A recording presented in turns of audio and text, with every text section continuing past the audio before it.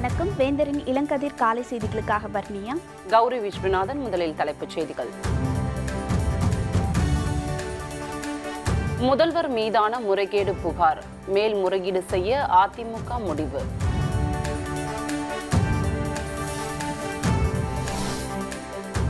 தமிழகத்தில் விரைவில் எய்ம்ஸ் மருத்துவமனை தொடங்கப்படும். மத்திய சுகாதாரத்துறை அமைச்சர் ஜே.பி. நட்டா தகவல்.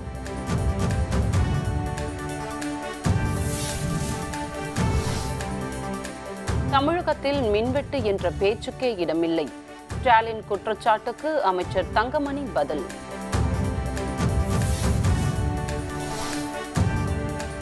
மாணவர்கள் கூடுதல் திறமைகளை வளர்க்க வேண்டும்.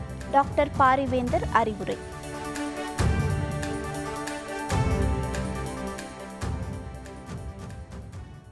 முதல்வர் பழனிசாமி மீதான டெண்டர் விவகாரம் தொடர்பான சிபிஐ விசாரணையை எதிர்த்து மேல்முறையீடு செய்ய உள்ளதாக அதிமுக அறிவித்துள்ளது. முதல்வர் பழனிசாமி மீதான டெண்டர் முறைகேடு வழக்கை சிபிஐக்கு மாற்றக்கோரி சென்னை உயர்நீதிமன்றத்தில் திமுக சார்பில் வழக்கு தொடரப்பட்டது. இந்த வழக்கை விசாரித்த நீதிமன்றம் முதல்வர் மீதான வழக்கை சிபிஐக்கு மாற்றி உத்தரவிட்டது. இது தொடர்பாக சென்னை ராயப்பேட்டையில் உள்ள அதிமுக தலைமை அலுவலகத்தில் முன்னாள் அமைச்சர் பொன்னையன், அமைச்சர் டி. ஜெயக்குமார், எம்எல்ஏ இன்பதுரை ஆகியோர் கூட்டாக செய்தியாளர்களை சந்தித்தனர்.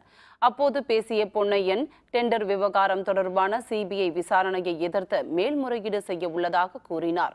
லஞ்ச ஒழிப்புத்துறை வழக்கை முழுவதும் முடித்துவிட்ட நிலையில் சிபிஐ விசாரணைக்கு உத்தரவிட்டது தவறு எனவும் கூறினார்.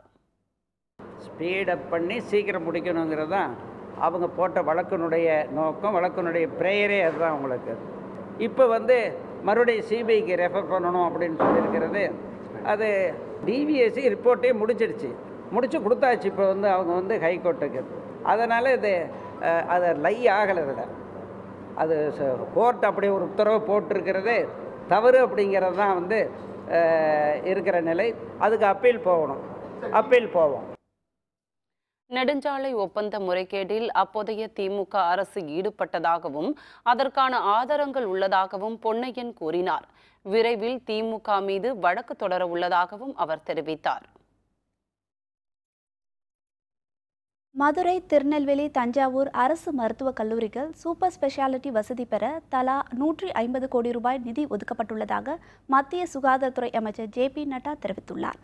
சென்னை விமான நிலையத்தில் செய்தியாளர்களிடம் பேசிய அவர், தமிழகத்தில் விரைவில் எய்ம்ஸ் மருத்துவமனை தொடங்கப்படும் என தெரிவித்தார். அதற்கான அடிக்கல் நாட்டு விழாவில் பிரதமர் மோடி பங்கேற்பார் எனவும் அவர் கூறினார். அதேபோல் செங்கல்பட்டில் 650 கோடி ரூபாய் மதிப்பில் கட்டப்பட்டு வரும் ஒருங்கிணைந்த தடுப்பூசி மையத்தையும் பிரதமர் மோடி தொடங்கி வைப்பார் எனவும் ஜே.பி. நட்டா தெரிவித்தார். I am going to request Honorable Prime Minister to come and do the Bhumi Pujan so that we start the work of All Indians of Medical Sciences at Madurai. The three places, Madurai Medical College, Tanjavur Medical College and Tirunelveli Medical College, all three have been given the super speciality blocks where super speciality work of 7 super specialties will work, and it is completed very soon. தமிழகத்தில் மின்வெட்டு என்ற பேச்சுக்கே இடமில்லை எனவும் மு.க. ஸ்டாலின் தவறான கருத்துக்களை தெரிவித்து வருவதாகவும் மின்சாரத்துறை அமைச்சர் தங்கமணி விளக்கம் அளித்துள்ளார். நாமக்கல்லில் நடைபெற்ற நிகழ்ச்சியில் பங்கேற்ற பின் செய்தியாளர்களிடம் பேசிய அவர் இவ்வாறு கூறினார். அரசியல் காரணங்களுக்காகவே திமுக தலைவர் மு.க. ஸ்டாலின் தமிழக அரசை குறை கூறி வருவதாகவும் அமைச்சர் தெரிவித்தார். ஒடிசா மாநிலத்தில் ஏற்பட்ட புயலின் தாக்கம் காரணமாக கோபால்பூர் மின்பாதை சேதமடைந்ததால் தமிழகம், ஆந்திரா, தெலுங்கானா போன்ற மாநிலங்களில் மின் விநியோகத்தில் தடை இருந்ததாக தெரிவித்த அவர், இருந்த போதிலும் தமிழ்நாடு மின்சார வாரியம் மின்வெட்டு இல்லாமல் தொடர்ந்து மின் விநியோகம் செய்து வருவதாக குறிப்பிட்டார். தமிழ்நாடு, கர்நாடகா, தெலுங்கானா 3 மாநிலங்களுக்கும் அந்த கொண்டு வருகின்ற மின்பாதை பாதிக்கப்பட்ட காரணத்தினால் நேற்றைய தினத்திலே கொஞ்சம் மின் பாதிப்பு அதிகமாக இருந்தது. அதை உடனடியாக சரி செய்வதற்கு அங்கே இன்னும் மழை பெய்து கொண்டு இருக்கின்ற காரணத்தினால் அது எந்த அளவிற்கு பழுதடைந்திருக்கிறது என்பதை அவர்களால் கண்டுபிடிக்க முடியவில்லை. இருந்தாலும் முடிந்த அளவிற்கு தமிழ்நாடு மின்சார வாரியம் மாண்புமிகு முதல்வர் அவர்கள் ஆணையிட்டிருக்கின்றங்க சிறப்பாக ஏற்பாடு செய்து மின்வெட்டு இல்லாமல், மின்தடை இல்லாமல் கொடுக்க வேண்டும் என்று சொல்லியிருக்கின்றார்கள். அதை நாங்கள் முயற்சி செய்து கொண்டிருக்கின்றோம். திமுக ஆட்சி காலத்தில் 18 மணி நேரம் மின்வெட்டு இருந்ததாக அமைச்சர் தங்கமணி குற்றம் சாட்டினார். அதிமுகவும் அம்மா மக்கள் முன்னேற்ற கழகமும் இணையும் என்ற பேச்சுக்கே இடமில்லை எனவும் அவர் திட்டவட்டமாக தெரிவித்தார். திமுக உயர்நிலை செயல் திட்டக்குழு கூட்டம் வருகின்ற 17ஆம் தேதி சென்னையில் நடைபெறவுள்ளது. இதுகுறித்து அக்கட்சியின் பொதுச் செயலாளர் பேராசிரியர் க. அன்பழகன் வெளியிட்டுள்ள அறிக்கையில், வருகின்ற 17ஆம் தேதி அன்று சென்னை தேனாம்பேட்டையில் உள்ள அண்ணா அறிவாலயத்தில் உயர்நிலை செயல் திட்ட கூட்டம் நடைபெறும் என தெரிவித்துள்ளார். திமுக தலைவர் மு.க. ஸ்டாலின் தலைமையில் நடைபெறும் இந்த கூட்டத்தில் உயர்நிலை செயல் திட்டக்குழு உறுப்பினர்கள் அனைவரும் தவறாமல் கலந்து கொள்ள வேண்டும் என்றும் அவர் கேட்டுக் கொண்டுள்ளார்.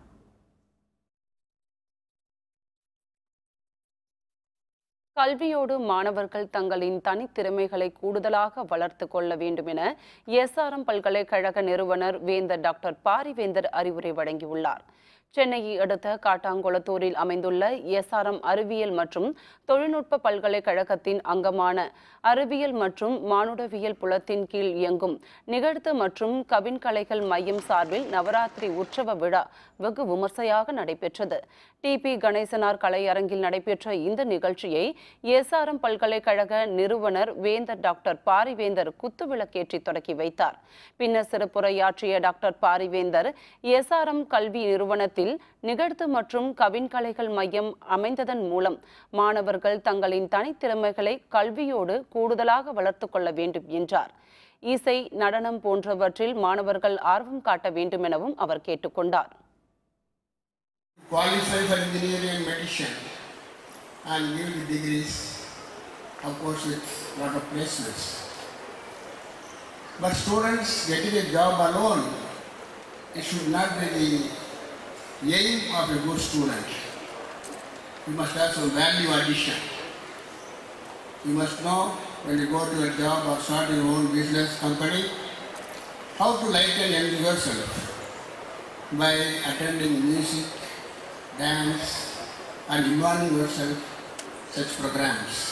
The students of SRM, particularly the students of SRM, celebrating in a place or a university which is a home away from home. 2 நாட்கள் நடைபெறும் இந்த நிகழ்ச்சியின் முதல் நாளான நேற்று பத்மபூஷன் பண்டித் விஸ்வ மோகன் பகத், உலக புகழ்பெற்ற வயலின் வித்வான் அம்பி சுப்பிரமணியம் ஆகியோரின் இசை நிகழ்ச்சி நடைபெற்றது. மேலும் திரிசக்தி என்ற அம்பாளின் 3 அம்சமான தேவியர்களை போற்றும் நடன நிகழ்ச்சியை புகழ்பெற்ற பரத கலைஞர்களான பிரியதர்ஷினி கோவிந்தன், சுஜாதா மோகபட்ரா மற்றும் விதாலால் ஆகியோர் வழங்கினர்.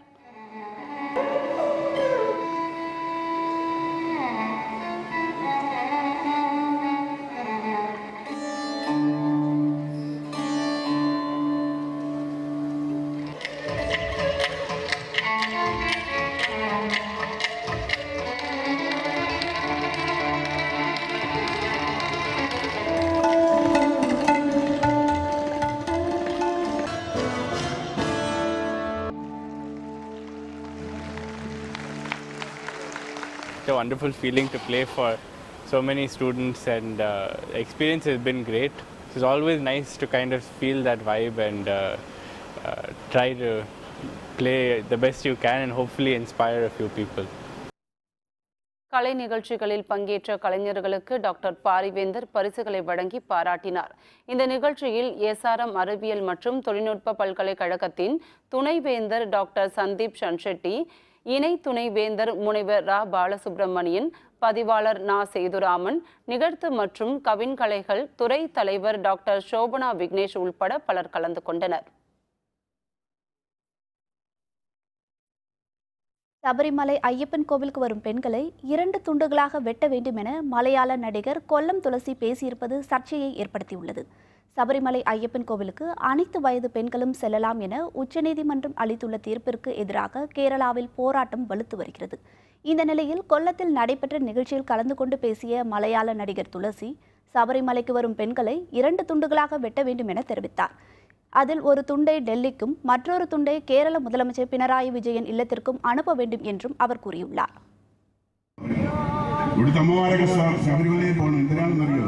ചില ലവളമാർ ഒരുക്കിയിട്ടുണ്ട്.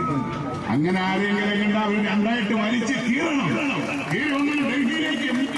കേരളത്തിലെ മുഖ്യമന്ത്രിയുടെ മുറിയിലേക്ക് ഇട്ടു കൊടുക്കണം. கவிஞர் வைரமுத்துவால் பாலியல் வன்கொடுமைக்கு ஆளானது உண்மை. பின்னணி பாடகி சின்மயி மீண்டும் திட்டவட்டம். விவரம் விளம்பர இடைவேளைக்கு பிறகு.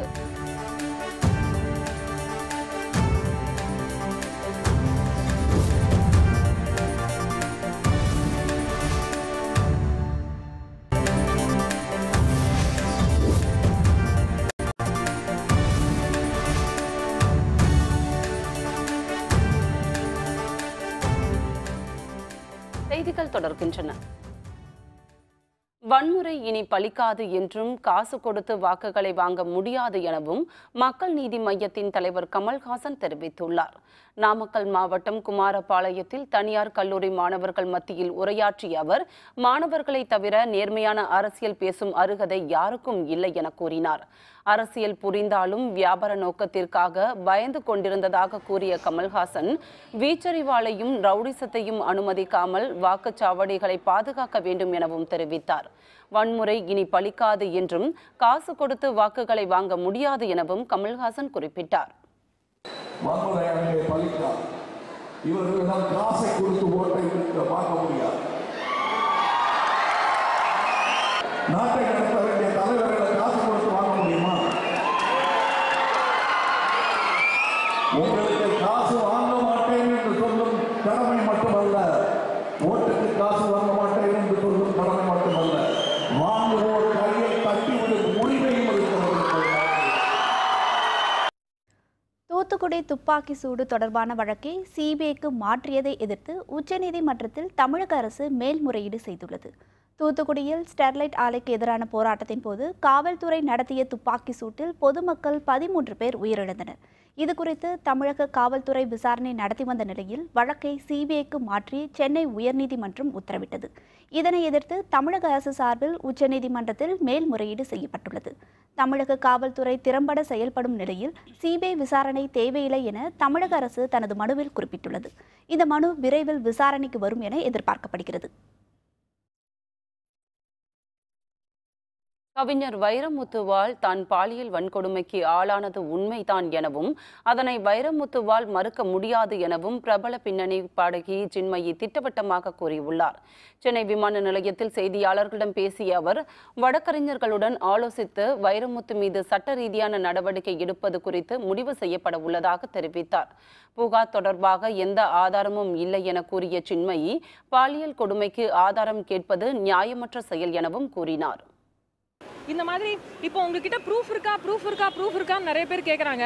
அப்போனா நாங்கள் பெண்கள் எல்லாரும் எப்போ பாரு உடம்பு முழுக்க அப்படி மாதிரி சுற்றி நாங்கள் கேமரா வச்சு நடந்தால் தான் சரிப்பட்டு வரும். ப்ரூஃப் கொடுன்னு கேட்பீங்க. என்கிட்ட ப்ரூஃப் இல்லை, வீடியோ ப்ரூஃப்லாம் இல்லை. அது 2005 வீடியோ ப்ரூஃப் நான் எங்கேருந்து கொண்டு வருவேன்? என் பக்கம் உண்மை இருக்குது. எனக்கு எந்த விதமான ஒரு கவலையும் இல்லை. அது வைரமுத்து சாருக்கே தெரியும். நான் உண்மை சொல்கிறேன்னு அவருக்கு தெரியும். இல்லைன்னா சொன்னால் நான் வந்து ஐம் ஷுர். ஆந்திர மாநிலத்தில் டிட்லி புயலால் பாதிக்கப்பட்ட மக்கள் முதலமைச்சர் சந்திரபாபு நாயுடு முற்றுகையிட்டு போராட்டத்தில் ஈடுபட்டதால் பரபரப்பு ஏற்பட்டது. கடந்த சில தினங்களுக்கு முன்பு ஏற்பட்ட டிட்லி புயலால் ஆந்திர மாநிலம் ஸ்ரீகாகுளம் பகுதியில் பெரும் சேதம் ஏற்பட்டது. மின்சாரம், தொலைத்தொடர்பு சேவைகள் துண்டிக்கப்பட்டுள்ளதால் பொதுமக்கள் கடும் சிரமத்திற்கு ஆளாகி வருகின்றனர். இதனிடையே பாதிக்கப்பட்ட பகுதிகளை பார்வையிட சென்ற முதல்வர் சந்திரபாபு நாயுடு காரை பொதுமக்கள் முற்றுகையிட்டனர். தங்கள் பகுதியில் குடிநீர், மின்சார வசதிகள் இல்லை என அவர்கள் புகார் கூறினர்.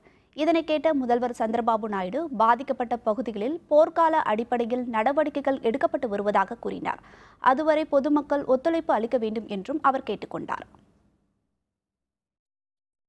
டீசல் விலை உயர்வை கண்டித்து நாகப்பட்டினம் மற்றும் காரைக்காலில் கடந்த 10 நாட்களாக மீனவர்கள் நடத்தி வந்த போராட்டம் வாபஸ் பெறப்பட்டது. டீசல் விலை உயர்வை கண்டித்து நாகப்பட்டினம் மற்றும் காரைக்கால் சேர்ந்த 1 லட்சத்திற்கும் அதிகமான மீனவர்கள் காலவரையற்ற வேலை நிறுத்தத்தில் ஈடுபட்டு வந்தனர். இதேபோன்று தூத்துக்குடி, கன்னியாகுமரி, ராமநாதபுரம் மாவட்டங்களில் விசைப்படகு மீனவர்களும் போராட்டத்தில் ஈடுபட்டனர். இதன் காரணமாக பல்லாயிரம் விசைப்படகுகள் கரைகளில் நிறுத்தி வைக்கப்பட்டன. இந்த நிலையில் தங்களது வாழ்வாதாரத்தை கருத்தில் கொண்டு போராட்டத்தை திரும்பப் பெறுவதாக மீனவர்கள் அறிவித்துள்ளனர்.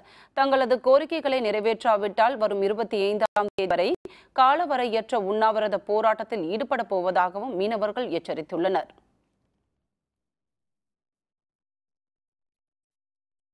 இனி செய்திகளின் தொகுப்பை காணலாம். தாய்லாந்து தலைநகர் பாங்காக்கிலிருந்து விமானம் மூலம் சென்னைக்கு கடத்தி வரப்பட்ட 2300 நட்சத்திர ஆமைகளை சுங்கத்துறை அதிகாரிகள் பறிமுதல் செய்துள்ளனர். கடத்தலில் ஈடுபட்ட ராமநாதபுரத்தை சேர்ந்த முகமது யூனஸ் என்பவரை கைது செய்த சுங்கத்துறையினர் அவரை வனத்துறையினரிடம் ஒப்படைத்தனர். கடத்தப்பட்ட ஆமைகள் பல லட்சம் ரூபாய் மதிப்பிலானது என அதிகாரிகள் தெரிவித்துள்ளனர். கன்னியாகுமரி மாவட்ட மீனவர் கூட்டுறவு இணைய தேர்தலில் அதிகாரிகள் முறைகேட்டில் ஈடுபட்டுள்ளதால் மறுதேர்தல் நடத்தக்கோரி மாவட்ட ஆட்சியரிடம் மனு அளிக்கப்பட்டுள்ளது.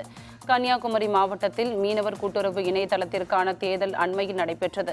தேர்தலின் போது ஆளுங்கட்சியினர் அறிவுறுத்தலின்படி அதிகாரிகள் முறைகேட்டில் ஈடுபட்டதாக குற்றச்சாட்டு எழுந்தது. இதனையடுத்து மறுதேர்தல் நடத்த கோரி மாவட்ட ஆட்சியரிடம் மீனவர் கூட்டுறவு இணைய வாக்காளர்கள் மனு அளித்தனர். திருவள்ளூர் மாவட்டத்தில் சட்டவிரோதமாக நிலத்தடி நீர் திருடியதாக 130க்கும் அதிகமான மோட்டார்களை வருவாய்த்துறை அதிகாரிகள் பறிமுதல் செய்தனர். பூவிருந்தவலி மற்றும் அதன் சுற்றுவட்டார பகுதிகளில் 100க்கும் அதிகமான ஆழ்துறை கிணறுகள் இயங்கி வந்தன. அதன் மூலம் நிலத்தடி நீர் உறிஞ்சப்பட்டு வணிக வளாகம், உணவகங்களுக்கு லாரிகள் சப்ளை செய்தது. இதுகுறித்து புகார் அளிக்கப்பட்டதை அடுத்து 130க்கும் அதிகமான ஆழ்துறை கிணறுகளை வருவாய்த்துறை அதிகாரிகள் மூடினர். கன்னியாகுமரி மாவட்டத்தில் நடைபெற்று வரும் 4ஆம் நாள் விண்வெளி தடவாட கண்காட்சியை பள்ளி மாணவ மாணவிகள் ஆர்வமுடன் கண்டு ரசித்தனர். உலக விண்வெளி வார விழாவை முன்னிட்டு விண்வெளி ஆராய்ச்சி குறித்து விழிப்புணர்வு ஏற்படுத்தும் வகையில் கன்னியாகுமரி மாவட்டத்தில் 4 நாள் கண்காட்சி தொடங்கியுள்ளது. இஸ்ரோ மற்றும் ஏரோநாட்டிக்கல் சொசைட்டி ஆஃப் இந்தியா இணைந்து நடத்தும் இந்த கண்காட்சியில் விண்வெளி ஆராய்ச்சி சார்ந்த பொருட்கள் காட்சிக்கு வைக்கப்பட்டுள்ளன. பெரம்பலூரில் நடைபெற்ற தடகள போட்டியில் 500க்கும் மேற்பட்ட மாணவ மாணவிகள் பங்கேற்றனர். மண்டல அளவில் நடைபெற்ற இப்போட்டியில் பெரம்பலூர், அரியலூர், கரூர் ஆகிய மாவட்டங்களைச் சேர்ந்த மாணவ மாணவிகள் கலந்து கொண்டனர். ஓட்டப்பந்தயம், நீளம் தாண்டுதல், உயரம் தாண்டுதல், குண்டு எறிதல், வட்டு எறிதல் உள்ளிட்ட பல்வேறு போட்டிகளில் மாணவர்கள் தங்களின் திறமைகளை வெளிப்படுத்தினர். ஷாங்காய் ஓபன் டென்னிஸ் தொடர் அரையிறுதிக்கு முன்னேறினார் ஜோகோவிச். விவரம் விளம்பர இடைவேளைக்கு பிறகு.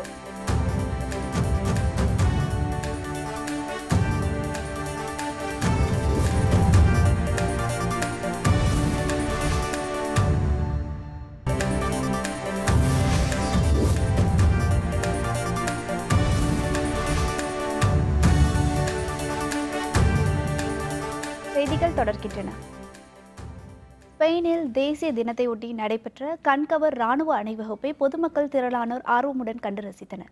ஸ்பெயினில் ஆண்டுதோறும் அக்டோபர் 12ஆம் தேதி தேசிய தினமாக கொண்டாடப்படுவது வழக்கம். அதன்படி தலைநகர் மேட்ரிடில் நேற்று தேசிய தினம் வெகு விமர்சையாக கொண்டாடப்பட்டது. இதனையொட்டி ராணுவ வீரர்கள் மற்றும் காவல்துறையினர் மிடுக்காக அணிவகுத்து சென்றனர். ராணுவ விமானங்களும் வானில் வட்டமிட்டனர். இதனை ஸ்பெயின் அரசர் பெலிப் தனது குடும்பத்தினருடன் பார்வையிட்டார். ராணுவ வீரர்களின் அணிவகுப்பை பொதுமக்கள் ஆர்வத்துடன் கண்டு ரசித்தனர்.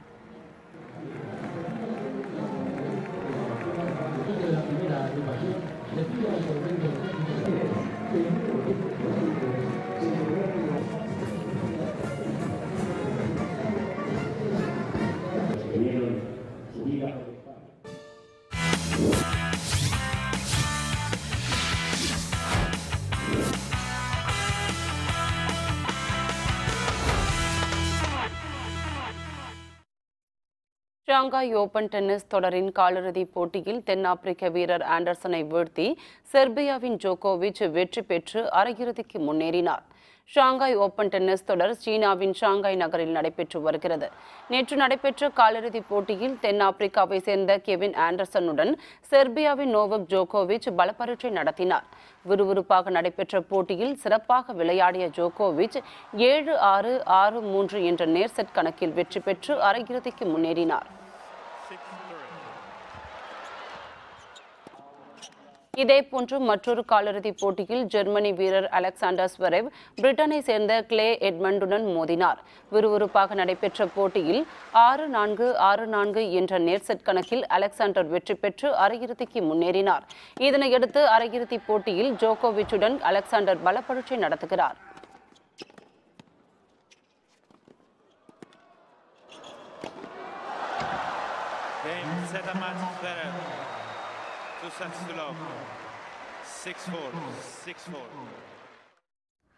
தற்போதைய செய்தி. தமிழக முன்னாள் அமைச்சர் பரிதி இளம்பெருதி உடல்நலக்குறைவால் இன்று காலை மரணமடைந்தார். தமிழக சட்டப்பேரவைக்கு 6 முறை தேர்ந்தெடுக்கப்பட்டவர் பரிதி இளம்பெருதி. தற்போதைய செய்தி. தமிழக முன்னாள் அமைச்சர் பரிதி இளம்பெருதி உடல்நலக்குறைவால் இன்று காலை மரணமடைந்தார். தமிழக சட்டப்பேரவைக்கு 6 முறை தேர்ந்தெடுக்கப்பட்டவர் பரிதி இளம்பெருதி. பேரழிவுகள் தாங்க முடியாத வடுக்களை ஏற்படுத்துகின்றன. பேரழிவு குறைப்பு தினமான இன்று அது பற்றிய விழிப்புணர்வு கருத்துக்களை தாங்கி வருகிறது இந்த நாள் பகுதி.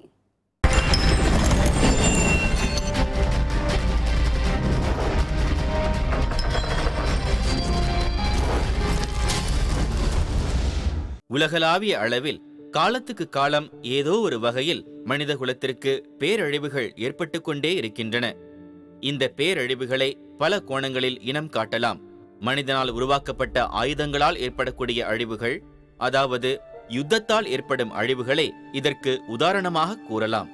செயற்கை காரணிகளை தவிர இயற்கை காரணிகளாலும் உலகளாவிய ரீதியில் பேரழிவுகள் ஏற்பட்டு கொண்டே இருக்கின்றன. இயற்கை காரணிகளால் ஏற்படக்கூடிய பேரழிவுகள் ஒரு குறிப்பிட்ட பிரதேசத்தை அல்லது பல பிரதேசங்களை அல்லது பல நாடுகளை ஒரே நேரத்தில் தாக்கக்கூடியதாகவும் இருப்பதை நாம் காண்கிறோம்.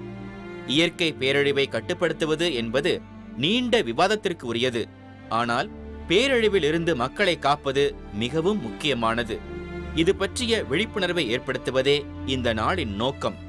2030ஆம் ஆண்டிற்குள் பேரழிவுகளால் ஏற்படும் பாதிப்புகளை குறைத்தல் என்பதே இந்த ஆண்டுக்கான குறிக்கோள் வாக்கியமாக உள்ளது. பேரழிவு குறித்த விழிப்புணர்வை வலியுறுத்தும் நாள் இந்த நாள். மீண்டும் தலைப்புச் செய்திகள். முதல்வர் மீதான முறைகேடு புகார், மேல்முறையீடு செய்ய அதிமுக முடிவு. தமிழகத்தில் விரைவில் எய்ம்ஸ் மருத்துவமனை தொடங்கப்படும்.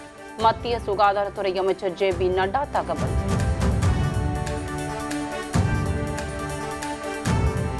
தமிழகத்தில் மின்வெட்டு என்ற பேச்சுக்கே இடமில்லை. ஸ்டாலின் குற்றச்சாட்டுக்கு அமைச்சர் தங்கமணி பதில். மாணவர்கள் கூடுதல் திறமைகளை வளர்க்க வேண்டும். டாக்டர் பாரிவேந்தர் அறிவுரை.